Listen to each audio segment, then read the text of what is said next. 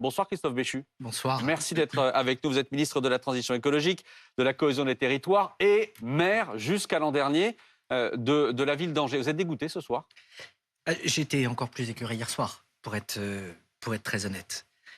Des manifestants qui prennent, pas des manifestants, des casseurs qui prennent des baramines, qui viennent avec des mortiers d'artifice, qui sont venus avec des battes de baseball, avec des marteaux pour une manifestation dans une ville aussi tranquille que n'est Angers. C'est pour moi un des symboles de ce cap franchi. Vous l'avez dit, il y a à la fois les chiffres, ils sont terribles. Pensez que la fête du travail, c'est plus de 400 fonctionnaires, hommes et femmes, qui ont été blessés. C'est juste la négation même de ce que devraient être les valeurs de cette journée.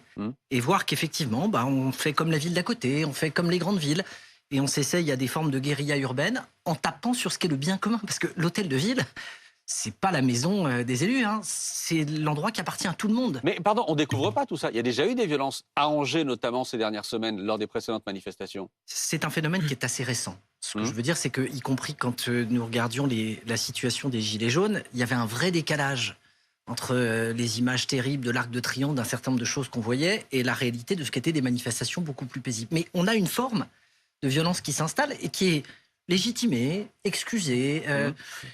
Comment dirais-je, on finit par expliquer que, comme le gouvernement n'entend pas, il faut bien casser. C'est quand même une drôle de conception dans la République de considérer qu'on peut blesser des hommes et des femmes au motif qu'on est en désaccord avec un texte quel qu'il soit. On verra la polémique politique dans une seconde, mais est-ce qu'il n'y a pas quand même pour votre gouvernement une forme d'échec à avoir, encore une fois avec le recul de ces 24 heures, 406 policiers et gendarmes blessés, au moins 61 manifestants blessés? Est-ce que l'image qu'on a eue hier, c'est pas une forme d'échec pour votre gouvernement aussi?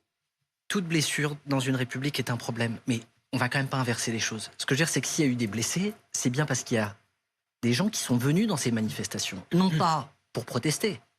Je fais pour le coup un parallèle avec Sainte-Soline. Je distingue ceux qui étaient réellement préoccupés par la cause de l'eau de ceux qui utilisent le prétexte d'une manifestation pour vivre des scènes de guérilla urbaine avec la vie qui est en jeu, encore une fois, de femmes et d'hommes dont le métier est de nous protéger. Et là, quelle que soit son étiquette politique, la manière dont on présente les choses, on devrait, avant toute chose, condamner ce type de comportement qui n'a pas sa place en République ou en démocratie. Parce que ceux qui aujourd'hui se réjouissent à bas bruit qu'il puisse y avoir ce type de débordement, ils devraient juste se dire qu'à partir du moment où vous remettez en cause des institutions en utilisant la violence, aujourd'hui la cause leur semble légitime, mais il se passera quoi demain ou après-demain? Vous visez qui, Christophe? Évidemment l'ultra-gauche, évidemment le silence de Jean-Luc Mélenchon. Il y a quand même, y compris dans le fait d'aller expliquer que c'est à cause du ministre de l'Intérieur qu'on est là-dedans, juste un oubli. Les 406 femmes et hommes qui ont été blessés hier et qui, eux, physiquement, dans leur chair...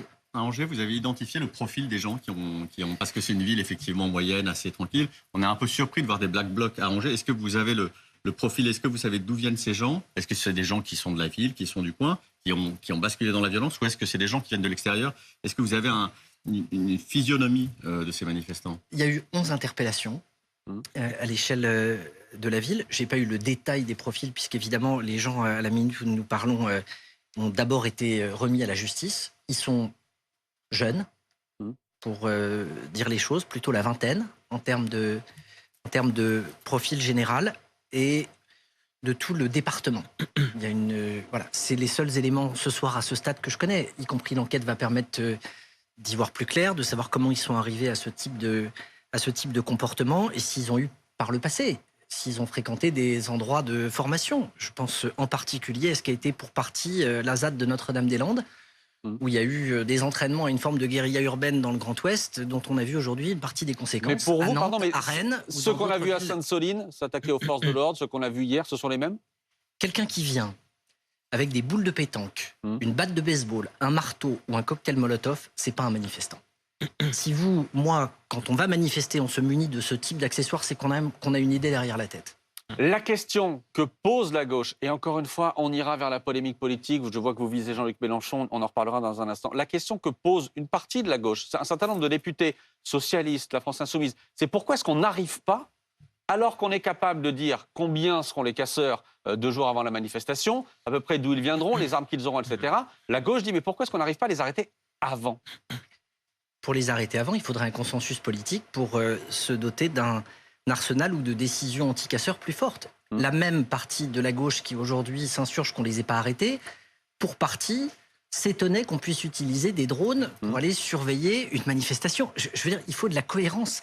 On ne devrait même pas avoir de débat polémique là-dessus. Il devrait y avoir une condamnation unanime de la violence, encore une fois, sur des fonctionnaires. Mais pardon, je m'arrête là-dessus. Guillaume, pourquoi est-ce qu'on n'arrive pas, pourquoi est-ce qu'on ne sait pas arrêter avant que ça arrive, empêcher ces gens de nuire? Plusieurs éléments de réponse. D'abord, le Black Bloc, c'est pas une organisation, il faut le rappeler, c'est une doctrine, c'est une tactique, c'est une méthode.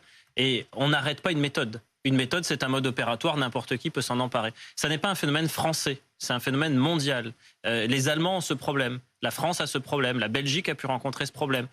La Chine à Hong Kong a pu rencontrer ce problème en 2019. Avec les mêmes méthodes. Les mêmes méthodes, des gens qui sont entièrement habillés de noir, qui ont des parapluies, qui vont se soustraire aux arrestations parce qu'ils arrivent à se changer rapidement, qui prépositionnent du matériel des endroits, qui savent casser, qui savent contourner les contrôles de police. Et ça n'est pas qu'un phénomène occidental, c'est ça ce que je veux dire, et que la Chine, avec toutes les mesures les plus liberticides, les plus privatives de liberté, les plus intrusives, n'est pas plus parvenue que d'autres États qui sont de grandes démocraties, parce que c'est un mode opératoire. Et donc, personnellement, ce que je ne comprends pas, c'est comment est-ce qu'on peut lutter contre le Black Bloc en voulant encore davantage restreindre les libertés individuelles et revenir sur une décision que le Conseil constitutionnel a déjà rendue en 2019 sur l'article 3 de la loi anti-casseurs qui très précisément demande des assignations préventives de personnes que l'on prive de liberté pour quelque chose qu'elles n'ont pas fait mais qu'elles pourraient possiblement faire. En gros, pardon Christophe, mais pour résumer ce que dit Guillaume, il y a une loi qui est passée en 2019. Loi dans laquelle il était dit qu'on pouvait arrêter, d'une certaine manière, préventivement des gens qu'on soupçonnait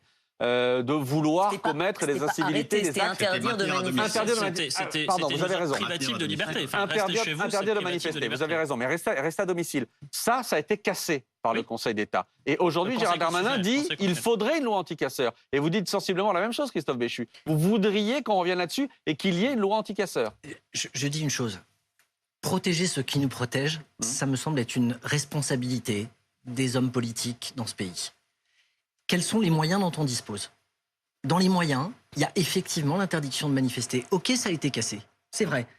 Mais la cause, et au nom y compris de ces 405 blessés d'hier, ça mérite qu'on essaye de remettre ça sur le métier et de regarder dans quelle mesure on peut limiter ce type de comportement. Pour énormément de gens, je vais vous dire, d'abord ça dessert la cause de la manifestation elle-même pour une partie de ceux qui regardent et qui considèrent que c'est trop. Mais surtout, au-delà de ça, ça choque profondément de se dire mais qu'est-ce que c'est que cette impunité d'avoir des gens qui peuvent de cette manière s'en prendre aux hommes et aux femmes qui nous protègent. Guillaume Fard le disait à l'instant, vous avez affaire à des gens qui viennent d'Allemagne, des Pays-Bas, de l'Italie, de l'Espagne, et qui se sont regroupés ici pour un 1er mai. C'est pas le 1er mai. Souvenez-vous, c'était la loi El Khomri, c'était le gouvernement Valls, et on avait eu affaire exactement aux mêmes scènes. Souvenez-vous. Donc, à un moment, comment est-ce que vous faites quand ces gens ne sont même pas sur le territoire? Ce que je dis, c'est que c'est quoi l'autre alternative? Oui, mais là, en l'occurrence, concrètement, mais ce que avec les Allemands, avec les Italiens, vous faites comment?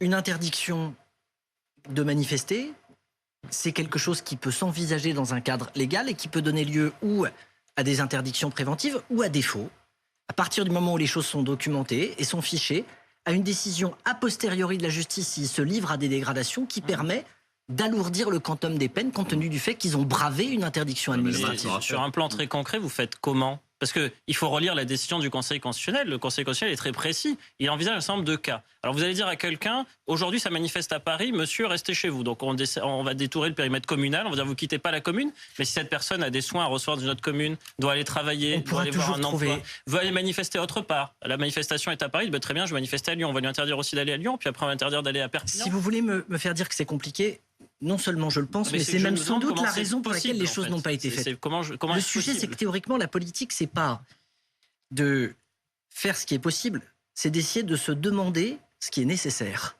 Or, moi, je considère que dans la situation dans laquelle nous nous trouvons, on ne peut pas contempler et assister à ces scènes sans bouger. Donc, il y a l'espèce de dénégation du bout des lèvres. Dans étant extrêmement complexe et en posant la question plus large des libertés publiques et de la mise en œuvre.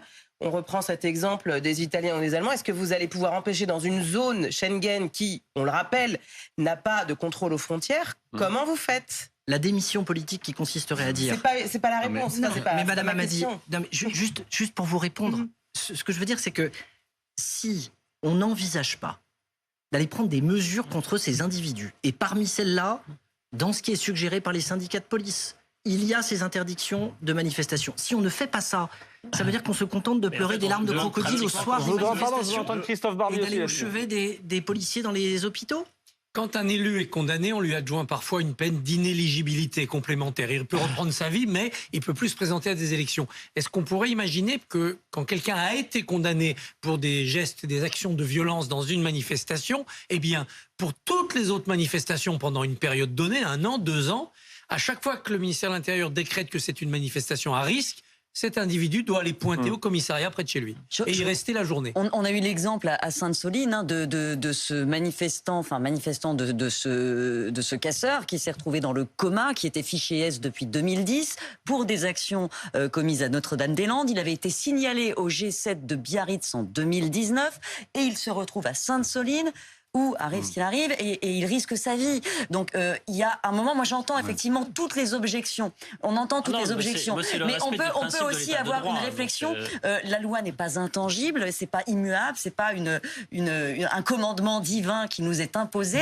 À partir du moment où nos règles et notre législation ne permettent pas l'expression d'une liberté commune, il faut peut-être envisager de les adapter et d'en changer. Moi, je constate qu'il y a au moins un sujet sur lequel on est tous d'accord, c'est que le statu quo n'est pas possible. Et on ne peut pas à la fois être choqué et ému par ce qu'on a vu, prétendre qu'effectivement on est solidaire de ces femmes et de ces hommes qui ont juste fait leur travail un 1er mai pour permettre à des gens de manifester en n'étant pas eux-mêmes victimes de menaces, et penser qu'il n'y a rien à faire et qu'il y a une forme de fatalité. Est-ce que ça ne doit pas aller de pair, d'un côté une réforme de ce que l'on peut faire contre les casseurs pour éviter qu'ils récidivent, mais de l'autre aussi une remise à plat complète de nos techniques de maintien de l'ordre, de nos stratégies, de notre organisation des forces, pour voir s'il n'y a pas un autre moyen d'aborder les grands rassemblements publics et populaires, type manifestation de syndicats, pour mieux les sécuriser. On peut mettre dedans des choses qui ne plairont pas aux syndicats, par exemple des itinéraires dans des endroits sans commerce, sans banque, sans fast-food. Tourner autour du bassin de l'Arsenal. Non, mais par exemple, utiliser les boulevards des Maréchaux à Paris, voire le périphérique, pour des grandes manifestations, des démonstrations de force, dans des zones où il n'y a rien à casser. Manif sur le périph', attendez, Christophe Ça, Béchu, si je fais manif la sur le partie périph'. Si je peux me permettre. D'abord, la plupart du temps, c'est pas le gouvernement qui choisit les itinéraires et les trajectoires. Et pourquoi ? Ensuite, je trouve habile dans la présentation, mais ça ne me surprend pas, de Christophe Barbier de proposer une forme de « en même temps ». Eh oui. Mais ce que j'aimerais dire, c'est que l'évolution des techniques de maintien de l'ordre, elle a déjà en grande partie eu lieu. Souvenez-vous, des techniques qui étaient utilisées il y a quelques années au moment des Gilets jaunes, les critiques qui ont pu avoir lieu, et la façon dont le nouveau préfet de police a fait en sorte, dans un certain nombre de pratiques, de faire lui-même Sauf évoluer. hier, on a une soixantaine de blessés en France du côté des manifestants. Il y en a 400 du côté des forces de l'ordre, mais aussi 60 du côté des manifestants. J'entends, mais ce que je veux dire encore une fois, c'est que dans la chronique de proposer qu'il y ait des changements, on en a un qui n'est pas si lointain, avec la fin de la NAS, avec la fin d'un certain nombre de choses, et qui est aujourd'hui en train de se déployer, de continuer aussi à être approprié par les forces de l'ordre elles-mêmes. Christophe Béchu, pardon, il faut juste qu'on avance parce que je veux qu'on parle quand même, et notamment que vous lisiez ce tweet de Jean-Luc Mélenchon. Vous l'accusiez tout à l'heure, comme Gérald Darmanin, de complicité par le silence. Je précise que les violences contre les policiers ont été condamnées hier par un certain nombre d'élus La France Insoumise. Mais vous et Gérald Darmanin, vous notez le silence là-dessus de Jean-Luc Mélenchon. Voilà ce qu'il dit. Le maintien de l'ordre, hier, a tourné une fois de plus à une absurde violence générale. Darmanin en est 100% responsable. C'est pourquoi il veut reporter sa responsabilité sur les autres. Les policiers devraient se méfier d'un chef aussi lamentable. Qu'est-ce que vous répondez ce soir à Jean-Luc Mélenchon ? Que c'est scandaleux que de dire que c'est le ministre de l'Intérieur qui est responsable des 405 blessés, femmes et hommes, de la journée d'hier, en faisant comme si personne ne les avait blessés et que c'était lié à une absurde violence générale. Il y a un fait déclencheur. Ce fait déclencheur, c'est celui qui vient à cette manifestation avec la volonté d'en découdre, de viser, de s'en prendre à l'intégrité physique d'un homme et d'une femme. Et ce que je trouve absolument dramatique, c'est que compte tenu à la fois de sa culture, des responsabilités qu'il a pu occuper, de sa responsabilité tout court vis-à-vis d'une grande partie de l'opinion, la voix de Jean-Luc Mélenchon, elle porte. Et en faisant ça, il accélère une demande d'ordre qui profite à Marine Le Pen. C'est un double chaos. Un chaos à court terme, compte tenu de ce que ça provoque, et un chaos à moyen Là, c'est terme. des coups de billard à 8 bandes. Non, c'est malheureusement, Béchu, malheureusement une forme de politique du pire. Deux remarques. D'abord, on a parlé des Black Blocs. En réalité, quel que soit l'arsenal qu'on déploie autour, on voit bien, et Guillaume l'a dit, c'est un phénomène européen qui, au-delà même des moyens de répression, en fait, ce sont des gens qui sont prêts à tout pour, d'une certaine façon, atteindre la République. Donc, on va aussi être dans un débat qui peut être un peu stérile. D'un autre côté, on voit bien que le débat se déplace aujourd'hui des retraites, de la contestation sociale aux violences. Et ces violences-là sont en train de prendre le débat en otage d'une certaine façon, devient le centre de la joute politique. Et d'une certaine façon, effectivement, Jean-Luc Mélenchon, vous lui reprochez d'appeler à l'insurrection le jour même de la manifestation. Mais d'un autre côté aussi, on voit bien pour le gouvernement l'intérêt d'utiliser aussi cette question des violences pour déplacer le sujet et aujourd'hui être dans une joute politique où effectivement on renvoie deux ados, Jean-Luc Mélenchon et Marine Le Pen. Si je peux me permettre, je peux vous assurer que l'état d'esprit aujourd'hui d'aucun membre du gouvernement n'est de se demander ce qu'on fait de ces blessés. Accepter qu'il puisse y avoir sincèrement de l'émotion tout simplement devant les scènes qu'on a vues hier, dans un contexte où en plus globalement les cortèges étaient plutôt pacifiques et où donc le contraste entre ces centaines de milliers de manifestants et le chaos qui s'est emparé d'un certain nombre de villes, y compris qui n'y étaient pas habitués, provoque une sidération et devrait provoquer, je le redis, la sidération de tous ceux qui sont sincèrement attachés à la République, qui souhaitent l'alternance pour eux-mêmes ou qui soient satisfaits de ce qui se passe aujourd'hui. Enfin, monsieur le ministre, j'ai pas l'habitude de défendre Jean-Luc Mélenchon, mais là, en l'occurrence, factuellement, c'est pas lui qui a jeté des pavés, c'est pas lui qui a jeté des cocktails Molotov, et Gérald Darmanin est ministre de l'Intérieur. Quand on parle de cette loi de 2019 qui a été retoquée par le Conseil constitutionnel, que n'avez-vous tenté immédiatement une autre solution? Pourquoi on l'évoque aujourd'hui en réaction à des événements dont on savait qu'ils allaient arriver, puisque c'est systématique dans toutes les manifestations. On ne découvre pas cette violence. Quand j'entends Elisabeth Borne dire on a franchi un nouveau palier, je vois pas en quoi. Rappelez-vous 2016, les gilets jaunes, les cocktails Molotov, les policiers incendiés dans leur voiture. Voilà. Si je peux me permettre, s'accoutumer à ça, c'est une très mauvaise idée. C'est une très mauvaise idée pour nous tous. De fait. Et donc, si effectivement, on finit par se dire, après tout, comparativement au bilan humain qu'on a vu il y a 2 mois, il y a 3 mois, il y a 6 mois, c'est pas si grave. Je pense qu'on est sur une pente qui est dangereuse. Et ensuite, je me permets de le dire, ce que je n'accepte pas dans le tweet, c'est d'aller expliquer que la responsabilité, elle reviendrait au ministre. Si on n'est pas capable de dire que ce sont les Black Blocs, les casseurs ou ceux qui effectivement sont venus avec ces armes de guerre qui sont responsables, c'est qu'on a un problème avec la vérité tout court. D'un mot, Christophe Béchu, on voit bien aussi que la petite musique, et c'est aussi ce que reprochent certains policiers qui le disent pour l'instant off, cette espèce d'usure, notamment liée au nombre de blessés, au nombre de journées, de se dire on est le dernier rempart, finalement on compte sur nous. On est face à un système où, depuis les Gilets jaunes, il y a cette petite musique de se dire la violence, il n'y a que ça qui paye. Vous avez beau manifester, 13 journées, 14 journées, être plusieurs millions dans les rues, il n'y a que ça qui paye. Et cette petite musique, elle ne s'installe pas qu'en France, elle s'installe partout. Est-ce qu'à un moment, ce n'est pas de la responsabilité du politique de faire en sorte de sortir de cette spirale? J'entends, mais est-ce que vous pouvez m'expliquer à partir de quel degré de contestation la violence devient légitime? Quand les Gilets jaunes, on leur répond à partir du moment où ils saccagent les Champs-Élysées, ça dit quelque chose. Les Black Blocs, ils ne manifestent pas contre les retraites. C'est pas ce que je dis. Quand les Gilets jaunes obtiennent plusieurs milliards alors qu'ils ont saccagé après 3-4 journées de prise des ronds-points et qu'ils obtiennent cela, ça s'installe. Et pourtant, on est au bout, Christophe Béchu. Non, mais si c'est d'un seul mot, ce sera juste pour expliquer que c'est une pente dangereuse dans laquelle on ne peut pas se retrouver et rien ne peut légitimer la violence. Point. Le reste, on peut discuter de tout, du besoin d'apaisement, de conciliation, de tout ce qu'on veut, mais si on commence par expliquer que la violence est une expression légitime dans la République, il n'y a plus de débat possible.